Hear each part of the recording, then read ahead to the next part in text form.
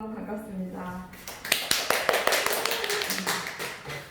제가 부상을 잘 못 풀어가지고 어떻게 해야 되나 엄청 고민했었는데요. 제가 네트워크를 하는 사람들이 굉장히 많잖아요. 우리가 네트워크 성공 조건을 얘기할 때 네트워크를 이것저것 다 따져봐야 된다라고 거의 우리들은 네트워크 할 때 성공 조건을 생각을 해보고 선택을 거의 안 하죠. 근데 제가 어떤 생각을 했냐면 네트워크 하는 사람들이 되게 많아요. 조금 전에도 제가 지수리더님이랑 같이 미팅을 하고 있었는데 거기에서 이제 교원에서 나온 네트워커들이 한 6명이 미팅을 하고 있더라고요. 저도 교원의 그 네트워크 제안을 받았었는데 제가 처음에는 굉장히 매력적이라고 생각을 했어요. 굉장히 쉽고 왜냐하면 너무 제품이 많으니까. 그런데 제가 맨 마지막에 아니라고 생각했던 건 보상 플랜에서 걸리는 것들이 있었던 거죠. 제가 처음에 홈미팅에 왔을 때 우리 미지스포서님이 보상 플랜의 제한 조건을 얘기하시면서 유선화에서 제한 조건이 하나도 없다라는 걸 보여주시면서 내가 제한 사항을 좀 체크를 했으면 좀 실수를 좀 줄였을 텐데 그런 생각을 했었거든요. 그래서 이 제한 조건을 정확하게 아는 게 중요하지 않을까. 어떤 누구를 만나도 분명히 우리는 네트워크를 하고 있어도 다른 네트워커들한테 노출이 될 거예요. 왜냐하면 우리 특별하니까. 그런데 그들한테 설득을 당하지 않으려면 이 보상 플랜의 제한 조건, 보상의 제한 조건을 알아야 되지 않을까. 그래서 그 제한 조건에 걸리는 것이 적으면 적을수록 좋은 회사잖아요. 그래서 오늘은 보상 플랜의 제한 조건에 대해서 살펴보도록 하겠습니다. 8가지 살펴볼 건데 제가 까먹으면 좀 알려주세요. 첫 번째는 비율 적용을 하지 않아야 돼요. 비율 적용을 하자는 게 뭘까요? 어느 타 회사처럼 이렇게 5대 3대 1 이렇게 비율을 맞추면 사람으로 하면 5명, 3명, 1명이 있어야 되고요. 그 매출은 500, 300, 100 이렇게 비율을 맞춰야만 나한테 수입이 생기거든요. 그렇다면 이게 쉬울까요? 쉽지는 않죠. 하지만 하는 사람들은 있어요. 그런데 그리고 S사 같은 경우에는 2대1 비율을 맞춰야 되는 거예요. 항상 소실적이 2배가 돼야 나한테 수당이 발생을 하죠. 이것도 뭔가를 맞춰야 되기 때문에 쉽지는 않아요. 그래도 하시는 분들이 굉장히 많다는 거죠. 그리고 A사 같은 경우에는 1대1 비율을 맞췄을 때 좋아요. 그래서 제가 처음에 5대 3대 1 얘기하고 2대 1 얘기하고 1대 1을 얘기하면 1대 1은 괜찮겠다라고 생각을 하시는 분들이 많아요. 그래서 물론 이거 맞추는 거보다 이거 맞추는 게 쉽다고 생각을 하실 수 있죠. 근데 이걸 맞추지 않으면 수입이 생기지 않아요. 그런데 이거는 극점이 있다라는 거죠. 예를 들어서 제가 거기 그 매출의 그 포인트를 잘 몰라가지고 30, 70, 150 무조건 1대1 맞췄을 때 수입이 발생을 하는 게 아니라 30점, 70점, 150점 이렇게 맞춰야 주는 거예요. 그런데 예를 들면 내가 30점 맞췄을 때 수입이 생기고 70점 맞췄을 때 수입이 생기는데 이번 달에는 제가 139점을 맞춘 거예요. 그러면 어때요? 내가 150점에서 139점, 11점만 맞추면 나한테 수입이 생기는데 내가 이걸 맞추지 않을 경우에는 70포인트에 대한 점수만 나한테 주는 거예요. 그러면 어떻게 하실 거예요? 사야죠. 그죠. 거의 보통 내가 마음을 비우지 않는 한 이거를 마음을 비우기가 쉽지 않을 것 같아요. 70포인트에 대한 이 수당을 받을 것인지 사실은 점수 차이가 별로 안 나기 때문에 11점만 사면 되니까 내가 조금 더 먹던지 아니면 계속 먹는 사람들한테 팔아야 되겠다라고 생각을 하겠죠. 그래서 이 11점을 맞춰서 150포인트에 대한 점수를 맞춰서 내가 수당을 받겠죠.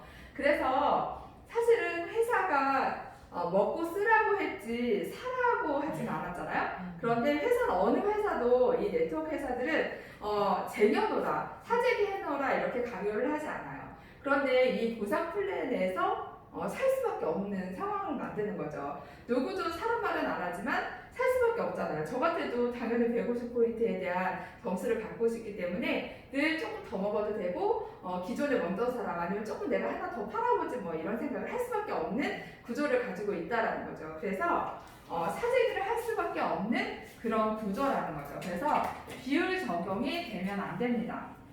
그리고 두 번째는 대수 제한이 있는지, 대수 제한이라든지 아니면 단계 제한이 있는지 살펴보면 되는데요. 네트워크는요, 나로부터 시작해서 또 소개가 나오고 또 이 사람이 소개가 나와서 또 소개가 나오고 이렇게 나오잖아요.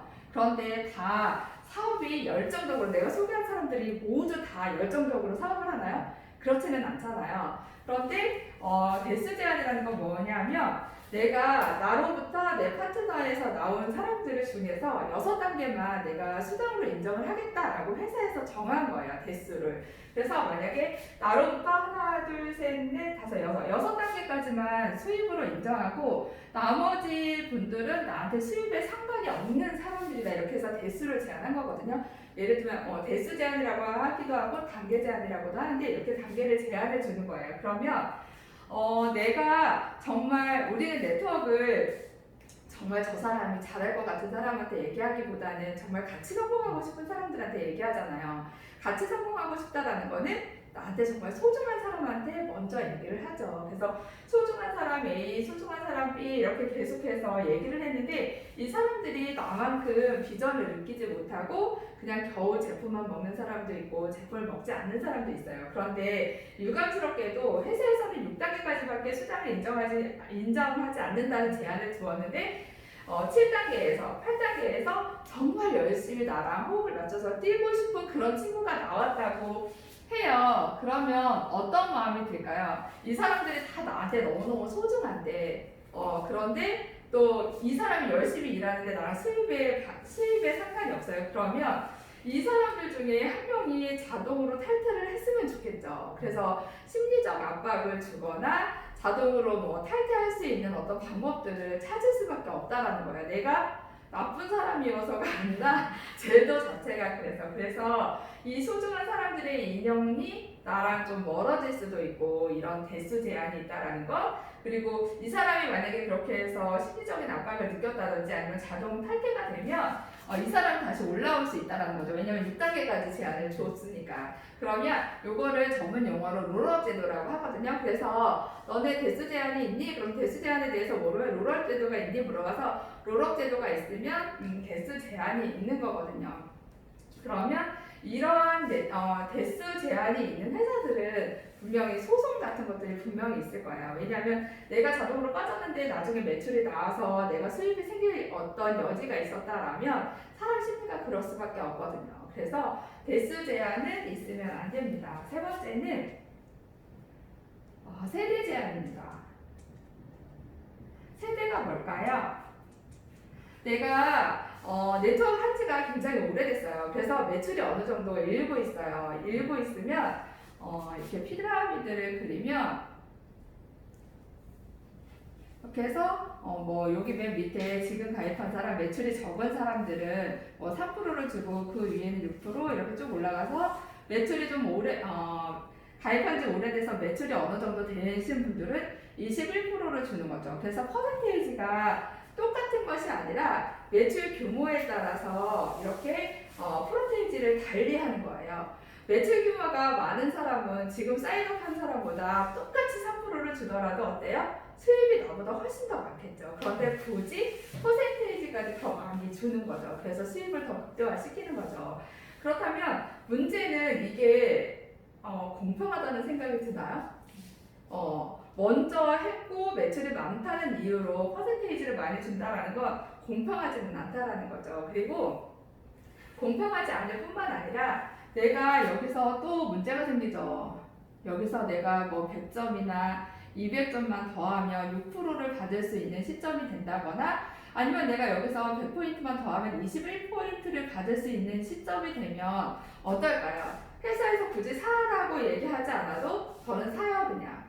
왜냐면 퍼센테이지 차이가 나니까 굳이 저 머리를 굴리겠죠. 내가 이 정도 사도 내가 이거 받는 것보다 이거 받는 게 훨씬 더 이익이면 그리고 또 이익이 아닐지라도 또 사람 욕심이 한두 끝도 없기 때문에 내가 살 수밖에 없다라는 거죠. 그래서 사재기를 할 수밖에 없다는 거죠. 그래서 사재기 회사에서 강요하지는 않지만 사업자인 내가 사재기를 그냥 스스로 알아서 하게 된다는 거죠. 그래서 회사가 만든 그 보상 플랜이 회사가 강요하지는 않지만 사업자가 살 수밖에 없는 사재기를 할 수밖에 없는 구조를 가지고 있으면 안 된다는 겁니다. 네 번째는 수당 제한인데요. 네트워크 얼마나 벌고 싶으셔서 하시는 거예요?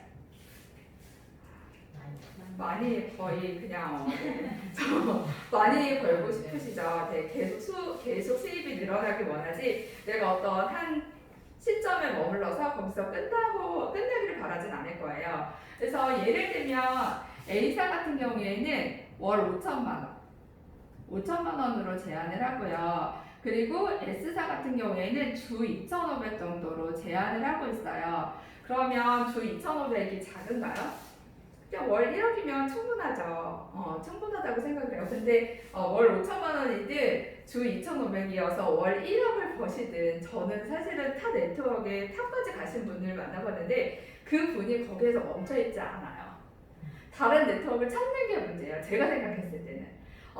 내가 열심히 뛰어야 1억을 버는 거라 그냥 내가 어느 정도 자리를 마련해가지고 그냥 후원을 하지 않아도 매달 1억씩 내 통장에 찍힌다면 사람 욕심이 그렇거든요. 벌어본 사람이 벌고 또 써본 사람이 쓰듯이 나한테 수입이 이 정도로 만족스럽지 못하다는 거죠. 그래서 다른 네트워크를 찾는다는 거예요. 그러면 여기 밑에 있는 이분은 다른 네트워크를 찾아도 좋지만 요 밑에 있는 계속 그 정상의 자리를 가려고 하는 파트너들은 어떨까요? 후원을 제대로 받을 수 있을까요? 그죠? 나는 딴 일을 하고 있는데 이 사람이 이 일을 후원을 해달라고 하면 달갑지 않을 거라는 거죠. 그래서 내가 계속해서 열심히 뛰면 수입이 계속해서 늘어나야지 또 뛰는 재미도 있고 파트너랑 같이 힘을 합쳐서 뛰고 그 파트너한테도 도움이 되지 않을까라는 생각이 듭니다. 그래가지고 수당 제한이 있으면 안 돼요. 그리고 5번째는 직급 수당 제한인데요. 직급 수당 몇 번 받아야지 합리적일까요? 직급 수당. 계속. 직급 수당은 거의 어느 회사든지 제가 봤을 때는 항상 한 번만 줘요. 내가 다이아몬드 한 번 달성하면 1억을 주고 루비나 사파이어 달성하면 2천만 원 주고 그러면서 굉장히 거한 파티를 하거나 이렇게 행사들을 하죠. 왜 그럴까요? 평생 단 한 번밖에 안 주기 때문에. 그래서 직급 달성하면 직급 보너스가 얼마다라고 계산을 해주는데요. 왜냐하면 먼저 골드가 되고 우리 기준으로 하면 골드가 되고 루비가 되고 그 다음에 에메랄드가 되고 다이아몬드 될 때까지 1억 얼마 이렇게 얘기를 하거든요. 그거는 그냥 보너스다라고 얘기를 하지만 모든 회사가 그렇다라면 그런가 보다라고 얘기를 하겠지만 매주 주는 직급수당을 매주 주는 회사가 있다라면 고려해 볼 만한다라는 거죠. 그래서 직급수당도 제한이 있으면 안 됩니다. 그리고 6번째는 상속 제한인데요. 많은 분들이 네트워크 하는 이유 중에 하나는 꼭 자녀에게 상속을 원하시는 분들이 되게 많으시더라고요. 자녀에게 상속을 하는데 이것도 제한이 어떻게 있냐면 A사 같은 경우에는 3대 30년 이렇게 제한을 하고요. 또 다른 A사 같은 경우에는 3대 70년으로 제한을 해요. 그러면 내가 네트워크를 뭘로 비유를 해요? 건물 얘기 많이 하잖아요. 우리가 건물을 지었는데 그 건물에서 인세 수입 들어오는 걸로 생각을 하잖아요. 그 월세 수입을 그런 임대 수입을 들어오는 걸 생각을 하는데 3대 30년만 쓰고 다시 회사로 돌려달래요. 그러면 이 건물이 내 건가요? 엄청 애써서 그렇게 탄탄하게 구축한 그 건물을 나보고 3대 3년, 30년만 쓰고 다시 회사로 돌려달라는 것은 사실은 그거는 내 건물이 아닌 거잖아요. 그냥 일정 기간만 내 건물이니까 그것도 내가 애쓴 만큼의 정당한 보상을 받지 않는 거죠. 이 회사도 마찬가지죠. 그래서 상속도 무한으로 내가 제한 없이 받을 수 있는 회사여야 합니다. 7번째는 직추천 제한. 네트워크는 뭐예요? 내가 나로부터 시작을 해가지고 나로 시작해서 내가 2명만 알아요. 그러면 이 사람이 아는 사람, 또 이렇게 계속해서 내려가겠죠. 서로 아는 사람들, 이 사람이 아는 사람 소개 나오고 이래서 사실은 내가 아는 사람이 2명으로 시작을 했다 하더라도 맨 밑에 하부 라인이 굉장히 커졌다 하더라도 내가 맨 밑에 있는 사람을 내가 알까요, 모를까요? 거의 모르는 사람이랑 사업을 하는 게 매력적인 거잖아요. 내가 굳이 아는 사람이 많지 않아도. 그런데 내가 직추천한 사람이 움직이지 않는다고 해서 여기에서 있는 매출이 제로가 될 수 있다라면 어떨까요? 합리적일까요? 합리적이지 않죠. 그래서 내가 직접 아는 사람 말고도 이 추천 이렇게 소개해서 받은 사람들을 위해서 이 매출을 끌기 위해서 굉장히 열심히 같이 노력을 했을 거 아니에요. 이 사람이 움직이지 않아도 내가 밑에 내려가서 후원도 해줄 거고 이 사람이랑 같이 후원해서 이 사람도 또 후원을 할 거고 그래서 그룹을 많이 만들어 놨는데 이 사람이 사업을 하지 않는다고 해서 이 매출이 제로가 된다라면 굉장히 허무하겠죠. 그리고 합리적이지도 않죠. 그래서 이렇게 직추천 제한이 있는지도 반드시 확인해 보셔야 되고요. 그리고 아까 조금 전에 나왔는데요. 기간 제한. 내가 스폰서님이 나한테 이제 소개를 해줄 때가 내가 스폰서님이 시작한 지 얼마 안 됐을 때 제가 소개를 받았어요. 그래서 해외 가입은 했는데 사실은 스폰서님 굉장히 열심히 하시고 다른 분들 너무 좋은데 저는 약간 아직은 아닌 것 같고 비전을 느끼지 못할 수도 있는 거잖아요. 그런데 제가 비전을 못 느끼고 계속 어정어정하고 있을 때 밑에 스폰서님이랑 이렇게 다시 이렇게 내려와서 라인이 구축이 될 수도 있죠. 그런데 내가 6개월이나 1년이 지났다고 해서 이 자리가 빠지는 거죠. 그냥 자동 탈퇴가 되는 거예요. 내 의사를 물어보지도 않고. 그래서 그랬는데 내가 시간이 6개월이나 1년 정도 지났는데 그때쯤 움직이고 싶다고 했을 때 나는 여기서 다시 시작해야 된대요. 어때요? 여기서 다시 시작하는 거? 여기서 다시 시작해도 나쁘지는 않아요. 왜냐하면 시작할 때가 가장 빠른 거니까 비전을 느꼈을 때가 가장 좋기는 하지만 모든 회사가 여기서 시작을 한다면 문제가 되지 않겠죠. 그런데 여기서 시작할 수 있는 회사도 있다면 저는 여기서 시작하는 것보다 여기서 시작하고 싶거든요. 그래서 기간 제한도 있으면 안 됩니다. 그래서 처음에 이 내용을 들었을 때 굉장히 쇼킹했었어요. 이런 제한 사항들을 좀 살펴봤으면 내가 시행착오를 좀 덜했지 않았을까. 그래서 경제적인 것도 시간적인 것도 에너지적인 것도 좀 덜 낭비하지 않았을까라는 그런 생각이 들었습니다. 그래서 많은 분들이 지금 네트워크를 하고 있죠. 그런데 우후죽순으로 옆에서 좋다라고 하면 그냥 좋은 거보다 하고 가서 시간 투자하고 돈 투자하고 그러고 있잖아요. 그런 분들한테 이렇게 제한사항이 있는데 이 제한사항에 몇 가지가 해당이 되는지 좀 체크를 해보시면 좋을 것 같아요. 저는 이 8가지 중에 2-3개만 해당이 되지 않아도 굉장히 매력적이다라고 생각을 하거든요. 정말 내가 열심히 뛸 만큼 나오겠다라고 생각을 했는데 이 8가지 제한사항에 하나도 포함되지 않는 유산화 같은 회사도 있다라는 거죠. 그래서 좀 더 적극적으로 제한사항도 알리고 유산화가 얼마나 비전이 있는지 정말 우리에게 기회가 있다라는 거. 기회가 정말 유산화하면 기회라고 생각을 하거든요. 누구나 쉽게 할 수 있기 때문에 그리고 비율 적용하는 회사보다는 훨씬 더 수입이 빨리 생기거든요. 그래서 그러한 부분들을 한 분이라도 더 만나서 적극적으로 더 얘기하시면 어떨까라는 생각이 듭니다. 이상입니다.